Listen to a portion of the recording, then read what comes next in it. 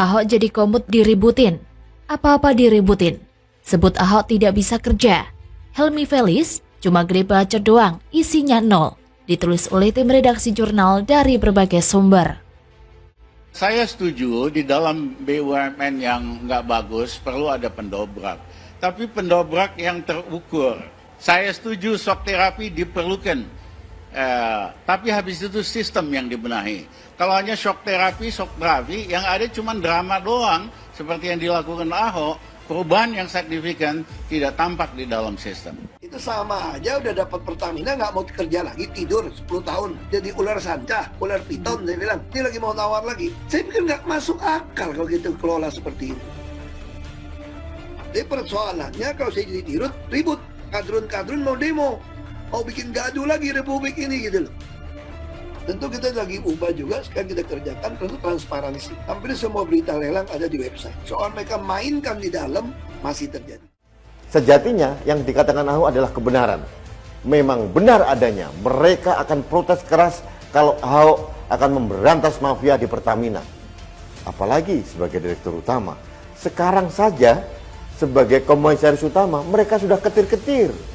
Pertanyaannya sekarang begini, apakah kelompok yang disebut kadrun tadi yang marah-marah tidak ada orang di baliknya? Oh ada. Siapa? Mafia migas. Kelompok-kelompok yang terkorbankan karena ujaran Ahok dan langkah Ahok untuk membersihkan Pertamina. Sehingga kita mendapatkan kemarin persetujuan untuk menambah belanja 393 triliun rupiah. Yang untuk subsidi sendiri dan kompensasi 350 rupiah.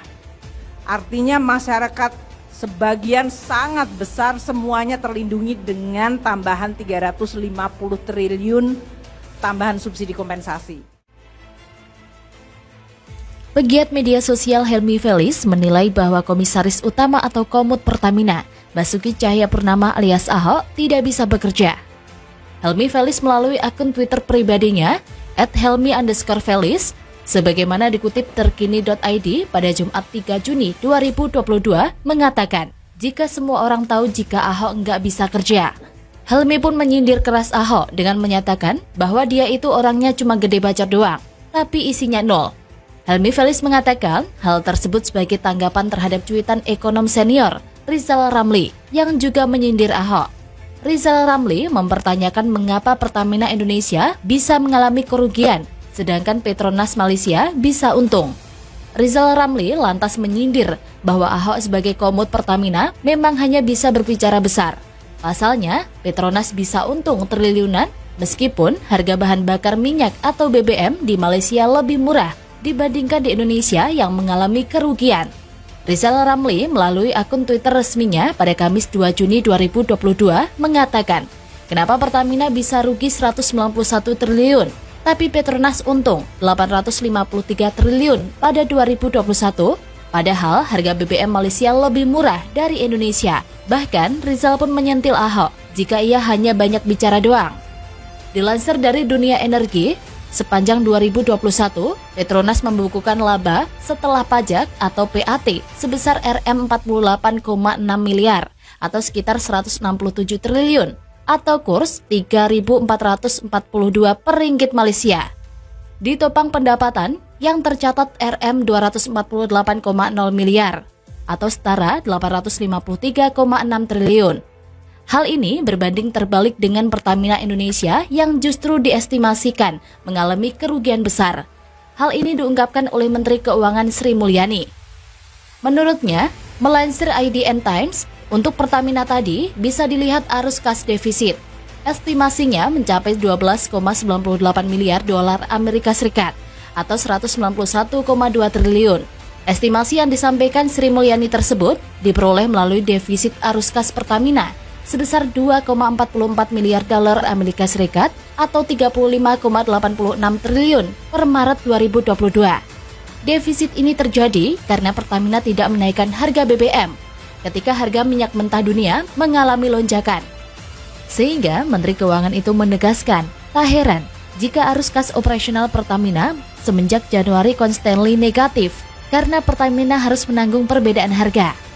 Hal ini juga diperkuat dengan pernyataan Menteri BUMN Erick Thohir pada Selasa 2 Juni 2022 menjelaskan penyebab defisit itu lantaran harga minyak dunia naik, namun dijual kembali dengan harga murah. Erick menegaskan bahwa BBM Pertamina tidak naik lagi, mengingat hal itu sesuai dengan arahan Presiden.